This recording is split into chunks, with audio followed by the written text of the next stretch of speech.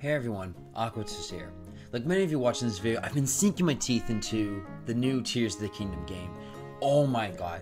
I got this game way back at the midnight launch on May 12th of this year, and ever since then, I've been having a blast. I've put in well over 50 hours after this video, and heck, I've probably even doubled it at this point by the time the video comes out. And I honestly thought this game was just going to be on par with Breath of the Wild, if not just slightly better, kind of like how Mario Galaxy 2 was compared to the original, but no.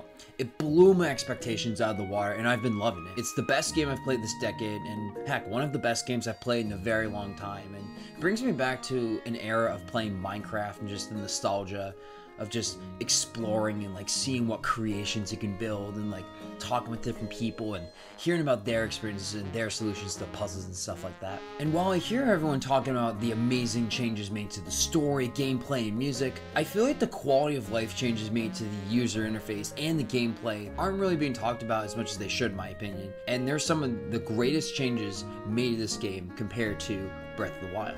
So today I wanted to analyze the updated UI changes to Tears of the Kingdom and talk about how these changes make for a much better gameplay experience. First, let's talk about the first things players see when you boot up the game, the title screen. Title screens are one of the most iconic parts of any Zelda game.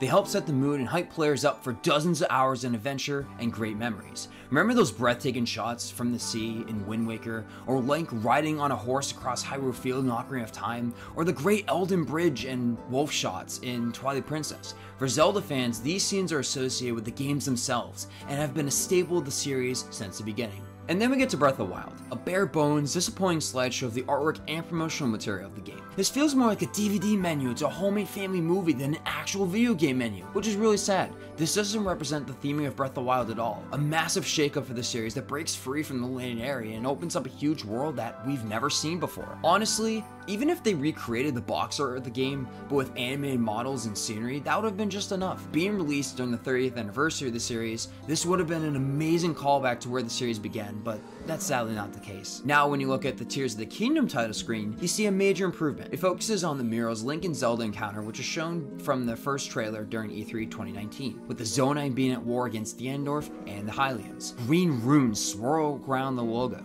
displayed front and center. This does a better job at capturing the game's story without revealing too much of the player. It's more dynamic too, with camera shots panning around with murals instead of static images. From the title screen alone, we can tell Nintendo set out to do the impossible of topping Breath of the Wild. Next up, I want to talk about the quality of life changes made to the UI and gameplay experience. The first major one I encountered, which is super cool, is for treasure chests. In Breath of the Wild, whenever you opened up a treasure chest that had a piece of equipment and you already had too many to type in the game, you had to manually enter the menu, pick an item to drop, then close the menu, then open a chest again to get the new item. Now, whenever you open a chest and you already have too many of the item in Tears of the Kingdom, the menu automatically pops up where you can choose something to drop and then get the item from the chest all at once, no extra menus required. This is a super nice change. It makes the gameplay flow smoother and makes it less frustrating whenever I open a chest in a shrine and realize I can't grab the item right away. Another huge addition that helps improve the gameplay experience is the log. Like in the Persona games, during dialogue sequences, you can reread all the way back to the start of a conversation from whenever you press the log button. I wish more games had this feature. When I accidentally skip a line of dialogue in a game, it's nice to go back and reread, or in some cases re-listen to the dialogue I missed. It also helps if you zoned out or didn't understand some of the dialogue and needed to process what they are saying. The new weapon wheel to select Link's abilities from is another genius addition that I'm surprised was in the original game. Instead of having to scroll all the way through a long menu bar, just hold the L button and point your stick in the 1-8 directions to select an ability. I wish they also had the weapon wheel for selecting weapons, bows, and shields, because it's still frustrating to have to scroll all the way through a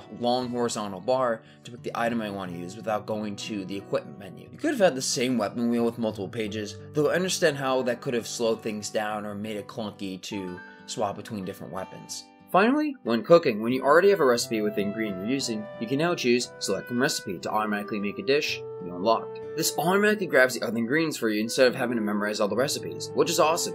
Cooking has never been easier, although you still have to unlock the recipes yourself. It would have been cool if once you unlocked one recipe, you got a hint for how you can make that recipe better, such as a stronger effect, or having that effect last for a longer duration of time. There's a couple of smaller UI touch-ups made to this game too. The iconography of the runes in the game's logo can be found everywhere throughout the game, such as in the game over screen.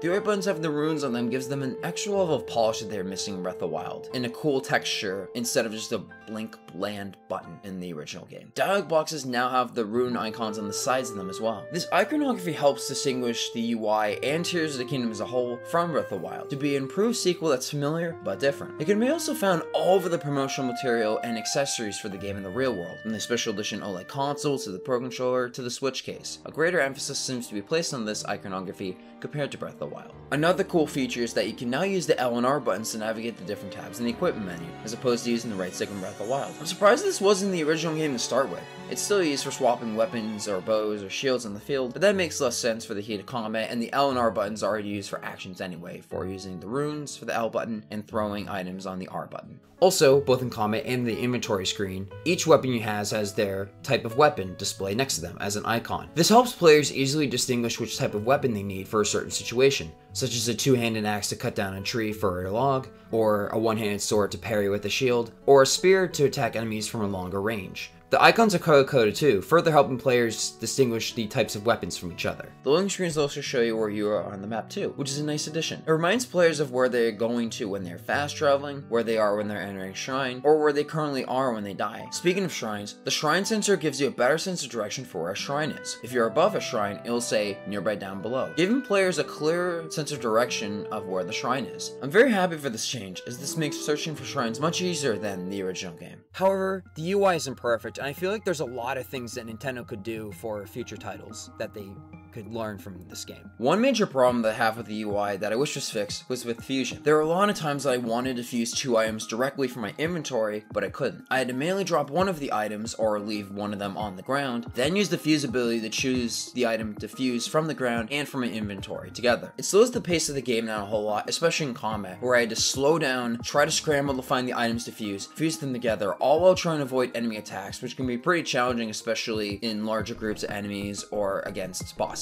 Also, there's still no durability bar for your weapons like in Minecraft. I was hoping for this feature all the way back in 2018 when Breath of the Wild came out in a previous video, so it's disappointing to not see it here. It's frustrating not knowing how much more I can use a weapon before it breaks, other than a couple text prompts and some UI differences. Especially for fused weapons, where the first half of the weapon breaks immediately before the second half. It's the biggest quality of life feature that this game is missing personally, and I hope they add it in a future Zelda title. Accessibility options would have been really nice too. It's a shame that in the year 2023, Nintendo still doesn't have many great accessibility options in their games. It's inexcusable, especially with a massive fan base of Zeldas. This has helped increase the number of players who will be able to play through and enjoy these games. Want to copy and paste what God of War Ragnarok does, with its highlighting features to distinguish items, characters, and objects using color from each other, or audio cues to help blind players understand when they are in the world space, or a wide range of closed captions options to help deaf players understand the surroundings, like in Minecraft. Coming from a company who helped bring gaming to a newer generation of casual players through the DS and the Wii,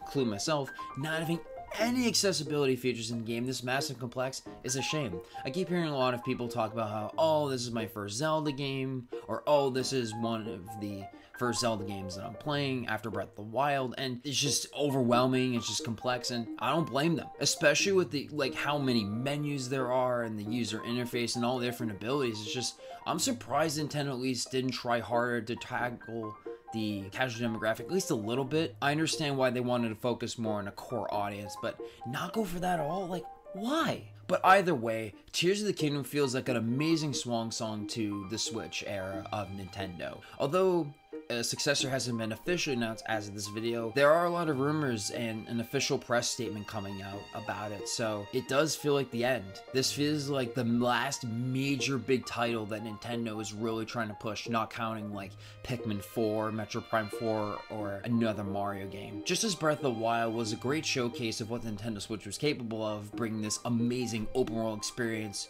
on the go with you so you don't have to play at home, Tears of the Kingdom just takes that concept and just expands upon it a millionfold, and it's really exciting to see where the Legend of Zelda series and Nintendo themselves will be going to the future. So hopefully they take these quality of life critiques and stuff about this game and other games to improve their next console. And that's it for me. Let me know in the comments down below if there are any other UI or quality of life changes that I missed that you really liked in Tears of the Kingdom. I love game UI and the design of it, so if you want to hear me talk about it more, be sure to subscribe because I'm interested in doing that in the future. So anyways, check out my live streams of Tears of the Kingdom if you're interested, and I will see you next time. Take care. Bye.